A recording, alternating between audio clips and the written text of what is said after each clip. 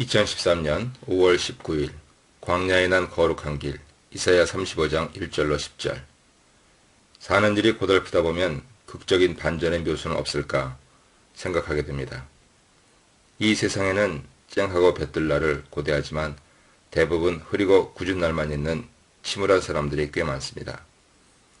그때 저들에게 필요한 것은 인생의 막힌 장막이 뻥 뚫리고 사방이 환해지는 구원 경험입니다.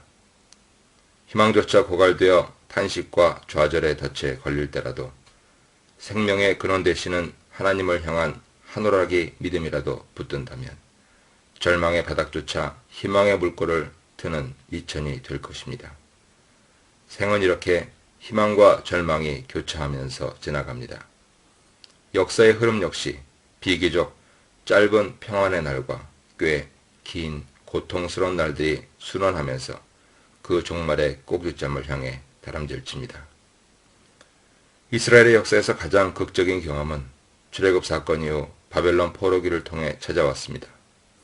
낯선 이국 땅에 포로로 잡혀간 사람들은 나라의 멸망이 자기들의 죄악 때문인 줄 알고 깊이 참회했습니다.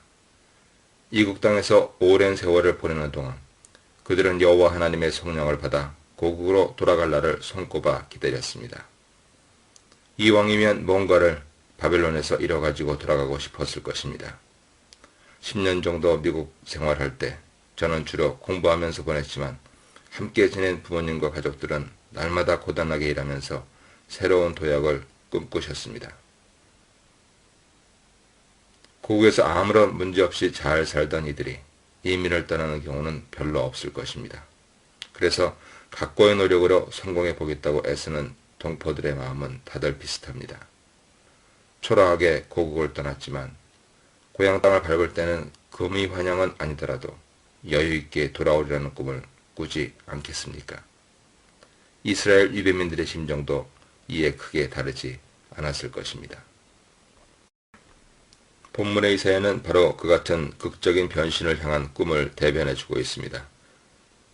그 꿈을 하나님의 구원 사건, 여호와께서 베푸신 성령의 사건으로 경험하면서 웅장한 비전을 보여주고 있습니다. 매우 시적인 언어로 풍성하게 표현되고 있는데 거기엔 이스라엘 백성들의 평소 삶의 경험이 생생히 배어 있습니다. 무엇보다 광야에 대한 사색이 깊숙이 우러납니다. 메마른 땅, 흙바람 날리는 건조한 지형, 생명이 서식하기 힘든 그 척박한 공간인 광야에 기적처럼 놀라운 사건들이 연달아 일어나는 비전을 본 것이지요. 그 땅에 백합이 핀다고 합니다. 물이 솟는다군요. 싱그러운 오아시스가 조성된답니다. 게다가 그 사막에 시냇물이 흐른답니다. 그럼 그 사막이 옥토로 변한 것 아니겠습니까? 승냥이만 서식하던 황량한 땅에 풀과 갈대와 부들이 난다면 주변 땅이 곡식과 채소를 재배할 수 있는 옥토로 변하는 건 시간 문제입니다. 그렇게 무익한 땅, 황량한 광야 같은 장소가 비옥하고 풍성한 생명의 땅으로 변했으니 그걸 본 사람들의 마음과 태도 또한 변하지 않겠습니까? 상처받은 마음, 과거의 전쟁과 멸망으로 인해 낙담하고 두려워하던 마음에 하나님 말씀이 들립니다. 굳세어라. 두려워하지 말라. 보라. 너희 하나님이 오사 보복하시며 갚아주실 것이라. 하나님이 오사 너희를 구하시리라. 하나님이 맹인 같은 백성들의 눈을 뜨게 해주신답니다. 다리 저는 자가 사슴처럼 씩씩하게 뛰고 말 못하는 자의 혀도 풀려 노래하게 될 것입니다. 이처럼 이사야는 하나님의 구원 사건을 땅의 변화와 사람의 변화로 나누어 보여줍니다. 역사의 주인이신 하나님께서 옥토로 변한 광야 가운데로 난 대로를 따라 오실 것입니다.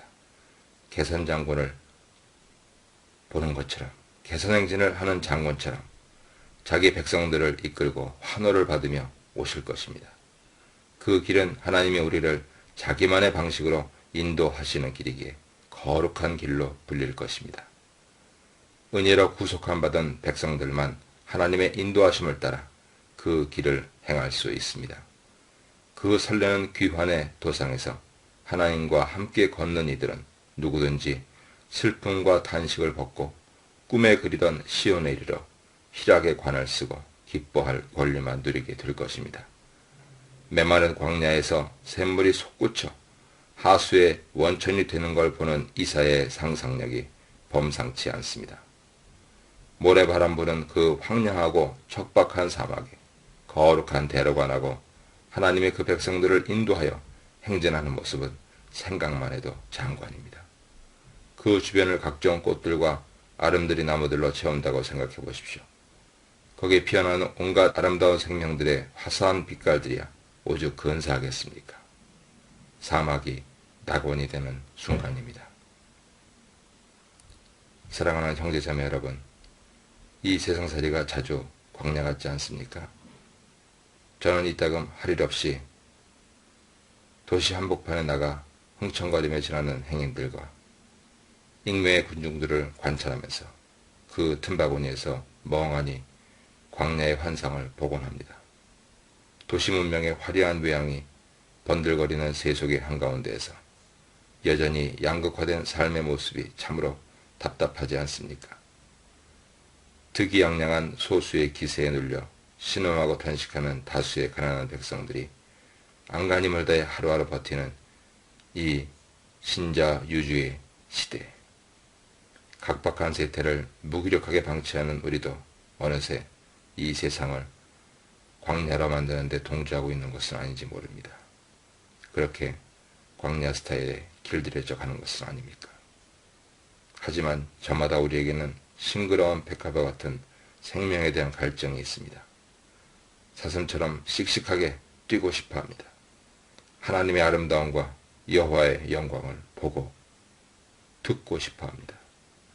하나님의 거룩한 길을 따라 본향을 향해 가슴을 내는 순례를 떠나고 싶어 합니다. 그렇게 하려면 자격이 필요합니다. 깨끗하게 속량받아야 합니다. 구속함을 받은 자만 그리로 향할 수 있습니다.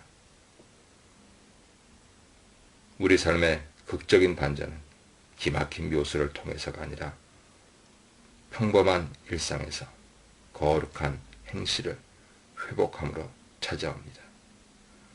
평범한 인내의 시간들이 쌓여 간절한 희망을 낳습니다. 그것이 광야를 생명의 원천으로 만드는 비결입니다. 사랑하는 형제자매 여러분, 우리 모두 나그네 여정에 닻을 올리고 하나님의 아름다움을 기리며 찬양하는 속량받은 백성들이 되기를 바랍니다. 주님의 인도를 따라서 광야에 난 그 거룩한 길을 다니는 성도들이 되시기를 기원합니다.